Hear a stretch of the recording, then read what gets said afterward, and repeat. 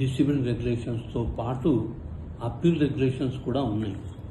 Appeal regulations అంటే ఏంటంటే, ఎప్పుడైనా ఎవరైనా ఎంప్లాయీ మిస్కాండక్ట్లో ఇన్వాల్వ్ అయినా, ఇండిసిప్లిన్గా ఉన్నా పనిష్మెంట్ ఇస్తారు.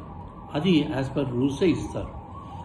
కానీ మీరు ఆ పనిష్మెంట్ని యాక్సెప్ట్ చేయట్లేదు అనుకోండి, లేదా కన్విన్సింగ్గా లేదు, డిస్ప్రపోర్షనేట్ పనిష్మెంట్ అనుకుంటున్నారు అనుకోండి, అంటే చిన్న తప్పుకు పెద్ద పనిష్మెంట్ ఇచ్చారనో, లేకపోతే తప్పు చేయకపోయినా పనిష్మెంట్ ఇచ్చారనో అనుకున్నప్పుడు మీకు ఒక అవకాశం ఉంది. అది ఏంటంటే అప్పీల్ చేసుకోవడానికి, ఫైనల్ ఆర్డర్స్కి ఎగెనెస్ట్గా అప్పీల్ చేసుకోవడానికి, పై అథారిటీకి మీ యొక్క అప్పీల్ని సబ్మిట్ చేసుకోవడానికి మీకు ఒక అవకాశం ఉంటుంది. అవకాశాన్ని మీరు వినియోగించుకోవచ్చు. ఎప్పుడైతే మీకు ఇచ్చిన పనిష్మెంట్ తోటి తృప్తిగా లేకపోతే, నచ్చకపోతే అప్పుడు చేసుకోవచ్చు. అది రెగ్యులేషన్ 13లో క్లియర్గా చెప్పారండి. ఏ కండిషన్స్లో మీరు అప్పీల్ చేసుకోవచ్చు అనేది ఇచ్చారు. ఆ అప్పీల్లో మీరు ఏం చేయాలా, మీరు ముందు ఎందుకు చెప్పనిదే ఇప్పుడు కొత్త విషయాలు చెప్పడానికి లేదు. అది అనలైజ్ చేసుకొని చెప్పాలి.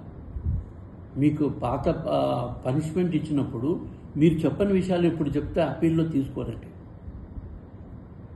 పాత మీరు చెప్పింది వాళ్ళు కన్విన్స్ ఎందుకు కాలేదు, డిసిప్లినరీ అథారిటీ ఎందుకు కన్విన్స్ కాలేదు, అందులో తప్పేముంది, అది మీరు చెప్పాలి అప్పీల్లో. అప్పీల్ ఎన్ని రోజుల్లో ఇవ్వచ్చు, ఫైనల్ ఆర్డర్ వచ్చిన 3 నెలల లోపల మీరు అప్పీల్ చేసుకోవచ్చు. ఒక్కరోజు లేట్ అయినా కూడా మీ అప్పీల్ని అడ్మిట్ చెయ్యరు. ఎవరికి చేయాలి అప్పీలు, పై అథారిటీకి చేయాలా. అది ఇక్కడ ఉంది, 7Cలో ఉంది. Regulation 7C of the discipline appeal రెగ్యులేషన్లో ఎవరు ఫైనల్ ఆర్డర్ ఇస్తే దానికి ఎగెనెస్ట్గా అప్పీల్ ఎవరికి ఇవ్వాలో దాంట్లో 7Cలో క్లియర్గా ఉంది. సో దాని ప్రకారం మీరు అప్పీల్ చేసుకోవచ్చు. అప్పీల్ పెండింగ్ ఉన్నంత వరకు మీ పనిష్మెంట్ అయితే ఆపరు.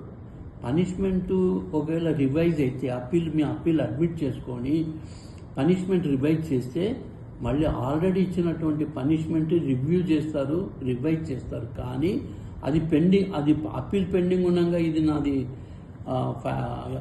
పనిష్మెంట్ ఇంపోజ్ చేయకూడదు అనడం మాత్రం కరెక్ట్ కాదండి. సో కొత్త పాయింట్స్ ఏం చెప్తున్నారో దాన్ని కూడా ఎలాబరేట్గా విత్ ఎవిడెన్సెస్ ఇస్తే దాన్ని అప్పీల్లో చేయడానికి ఆస్కారం ఉంటుంది. ఎప్పుడు కూడా అప్పీల్లో ఎంత క్లుప్తంగా ఉన్నా ఎవిడెన్సెస్ ఉంటే మాత్రం క్లుప్తంగా అయినా చెప్పొచ్చు. ఎవిడెన్సెస్ లేకపోయినప్పుడు నీకు సర్కమ్స్టెన్షియల్ ఎవిడెన్సెస్ అని ఉంటుంది. ఏ ఆధారాలన్నీ పెట్టి మీరు అప్పీల్ చేసుకోవచ్చు అండి. ఎవరు అప్పీల్ చేసుకోవాలా, ఏ విధంగా అప్పీల్ చేసుకోవాలనేది అదొక మెథడాలజీ ఉంది. దాని గురించి నేను మళ్ళీ క్లాస్లో చెప్తాను. ముఖ్యంగా 3 విషయాలలో చూస్తారండి అప్పీల్ వాళ్ళు. అప్పలేట్ అథారిటీ అంటారు. అప్పలేట్ అథారిటీ అంటే హయ్యర్ అథారిటీ, దాన్ని పనిషింగ్ అథారిటీ, డిసిప్లినరీ అథారిటీ. వాళ్ళు ఏమంటారు, 3 విషయాలు చూస్తారు అప్పలేట్ అథారిటీ. ఒకటి, ఇన్అడ్వర్టెన్స్ వల్ల ఏదైనా పనిష్మెంట్ ఇచ్చినారంటే దాన్ని రివ్యూ చేస్తారు. On account of false representation or facts before the concerned authority, మీరు చెప్పిన దాంట్లో ఫాల్స్ కానీ మిస్రిప్రజెంటేషన్ కానీ తెలుసో తెలియక చెప్పినటువంటి వాటి ఉంటే దాని గురించి రివ్యూ చేస్తారు. Without hearing the party attended, మీకు ఒక అన్యాయం జరుగుతుంది, మిమ్మల్ని అడగకుండానే మీకు పనిష్మెంట్ ఇచ్చినట్టయితే ఇది అపరెంట్ అథారిటీ ఎగ్జామిన్ చేస్తాడు. ఈయనకు సరైన అవకాశం ఇవ్వలేదు. దాన్ని ఏమంటారు, ప్రిన్సిపల్స్ ఆఫ్ న్యాచురల్ జస్టిస్ అంటారు. ఆ ప్రిన్సిపల్స్ ఆఫ్ న్యాచురల్ జస్టిస్ జరిగినప్పుడు ఈ రూల్ ప్రకారము మళ్ళీ రివ్యూ చేస్తాడు. దీన్ని అప్పీల్ అంటారు. అప్పీల్ కాకుండా ఇంకొకటి ఉందండి, రివిజన్ పిటిషన్ అని ఉంటుంది. రివిజన్ పిటిషన్ అంటే మీరు విని ఉంటారు, కొన్ని లేటెస్ట్ కోర్టు కేసెస్ ఉంటాయి చూడండి, దాన్ని బేస్ చేసుకొని మీకు ఎగ్జాంపుల్ కింద చెప్తాను. ఏమిటంటే, ఒక అతను కొన్ని సంవత్సరాలు జైల్లో ఉన్నాడు. తను తప్పు చేసినాడని, తన భార్యను చంపినాడని జైల్లో పెట్టారు. చాలా సంవత్సరాలు జైల్లో ఉంటాడు. తర్వాత వాడు విడుదలైన తర్వాత వాడి భార్య బ్రతికే ఉన్నదని వానికి ప్రూఫ్ దొరుకుతుంది. ఆ ప్రూఫ్ తీసుకెళ్ళి కోర్టుకు చూపిస్తాడు. అరే, అంతకుముందు మనం ఇతన్ని జైల్లో వేశాము, ఆయన భార్యను చంపినాడని, ఇక్కడ భార్య బతుకుతున్నది కదా, అప్పుడు రివిజన్ అవుతుంది.